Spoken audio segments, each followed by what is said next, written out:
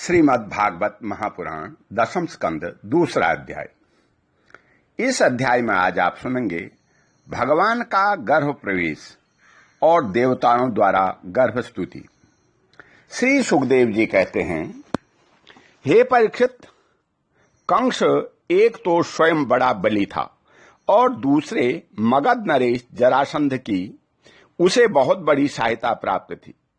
तीसरे उसके साथी थे प्रलंबासुर, बकासुर, चाणूर, तृणावर्त, अघासुर, मुस्तिक, अरिष्टासुर, द्विविध, पूतना, केसी और धेनुक तथा बाणासुर और भौमासुर आदि बहुत से दैत्य राजा उसके सहायक थे। इनको साथ लेकर वह यदुवंशियों को नष्ट करने लगा। वे लोग भयभीत होकर के कुरु, पांचाल, केकय, साल्व, विदर्भ, निषद, विदेह और कौशल आदि देशों में जा बसे। कुछ लोग ऊपर ऊपर से इसके मन के अनुसार काम करते हुए उसकी सेवा में लग गए। जब कंस ने एक एक करके देवकी के 6 बालक मार डाले, तब देवकी के 7वें गर्भ में भगवान के अंश स्वरूप श्री शेष जी, जिन्हें अनंत भी कहते हैं, पधारे। आनंद स्वरूप शेष जी के गर्भ में आने के कारण देवकी को स्वाभाविक ही हर्ष हुआ, परंतु कंस शायद इसे भी मार डाले। इस भय से उसका शोक भी बढ़ गया। विश्वात्मा भगवान ने देखा कि मुझे ही अपना स्वामी और सर्वस्व मानने वाले यदुवंशी कंस के द्वारा बहुत ही सताए जा रहे हैं। तब उन्होंने अपनी योग माया को यह आदेश दिया, हे देवी कल्याणी, तुम ब्रिज में जाओ। वह प्रदेश ग्वालों और गौओं से सुशोभित है। वहां नंद बाबा के गोकुल में वसुदेव की पत्नी रोहिणी निवास करती है। उनकी और भी पत्नियां कंस के डर कर गुप्त स्थानों में रह रही हैं। इस समय मेरा वह अंश, जिसे शेष कहते हैं, देवकी के उदर में गर्भ रूप से स्थित है। उसे वहां से निकालकर तुम रोहिणी के पेट में रख दो। हे कल्याणी, अब मैं अपने समस्त ज्ञान, बल आदि अंशों के साथ देवकी का पुत्र बनूंगा और तुम नंद बाबा की पत्नी यशोदा के गर्भ में जन्म लेना। तुम लोगों को मुंह मांगे वरदान देने में समर्थ होगी। मनुष्य तुम्हें अपनी समस्त अभिलाषाओं को पूर्ण करने वाली जानकर धूप, दीप, नैवेद्य एवं अन्य प्रकार की सामग्रियों से तुम्हारी पूजा करेंगे। पृथ्वी में लोग तुम्हारे लिए बहुत से स्थान बनाएंगे और दुर्गा, भद्रकाली, विजया, वैष्णवी, कुमुदा, चंडिका, कृष्णा, माधवी, कन्या, माया, नारायणी, ईशानी, शारदा और अंबिका आदि बहुत से नामों से पुकारेंगे। देवकी के गर्भ से खींचे जाने के कारण शेष जी को लोग संसार में संकर्षण कहेंगे। लोक रंजन करने के कारण राम कहेंगे और बलवानों में श्रेष्ठ होने के कारण बलभद्र भी कहेंगे। जब भगवान ने इस प्रकार आदेश दिया, तब योग माया ने जो आज्ञा ऐसा कह करके उनकी बात सिरोधारी की और उनकी परिक्रमा करके वे पृथ्वी लोक में चली आई तथा भगवान ने जैसा कहा था वैसा ही किया।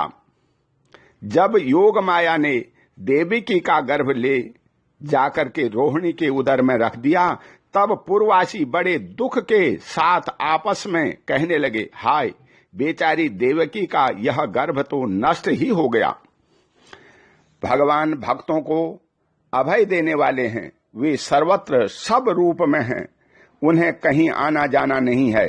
इसलिए वे वसुदेव जी के मन में अपनी समस्त कलाओं के साथ प्रकट हो गए।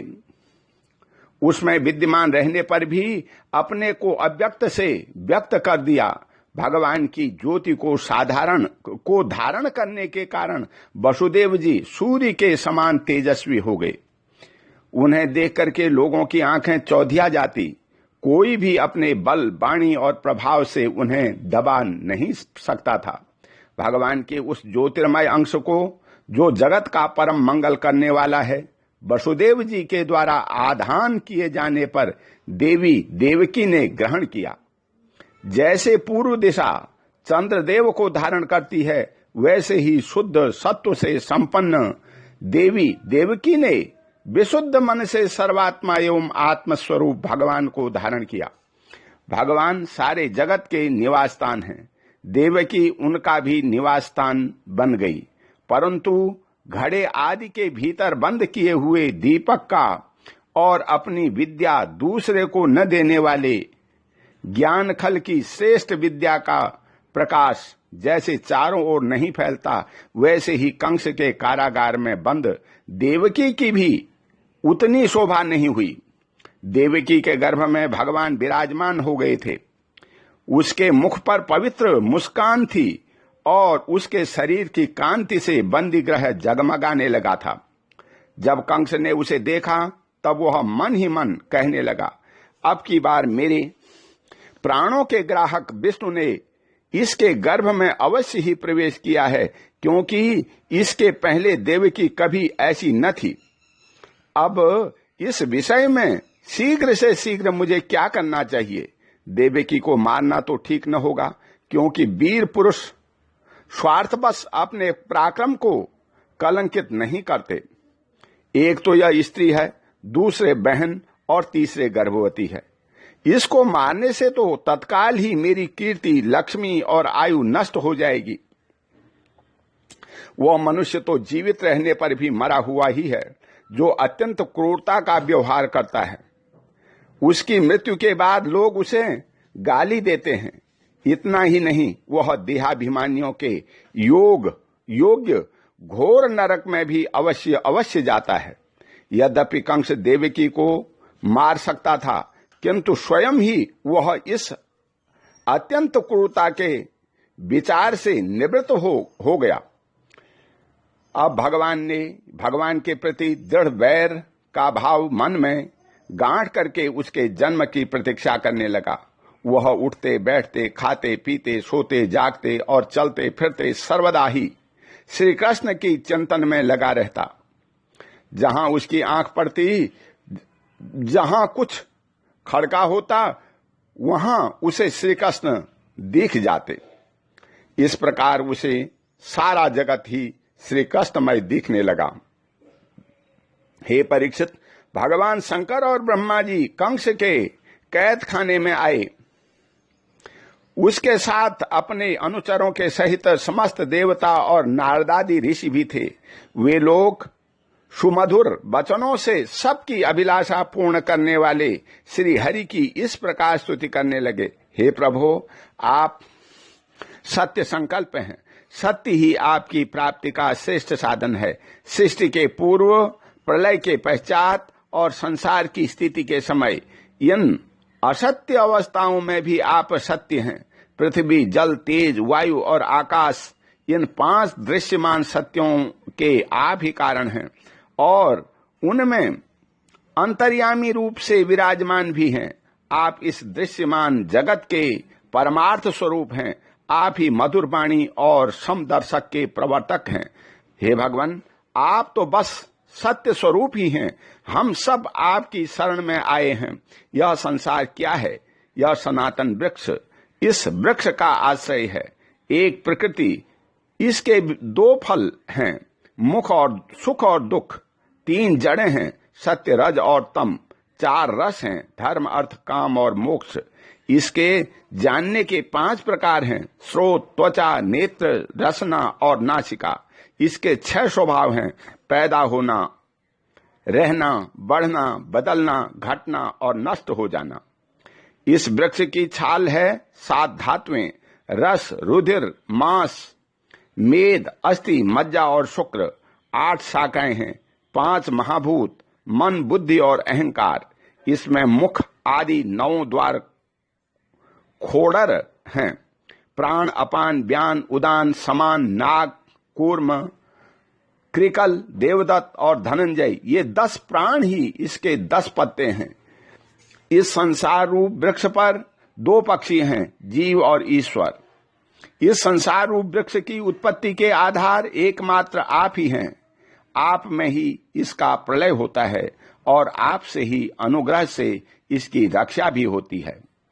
जिनका चित्त आपकी माया से आवृत हो रहा है, इस सत्य को समझने की शक्ति खो बैठा है, वे ही उत्पत्ति, स्थिति और प्रलय करने वाले ब्रह्मादि देवताओं को अनेक देखते हैं।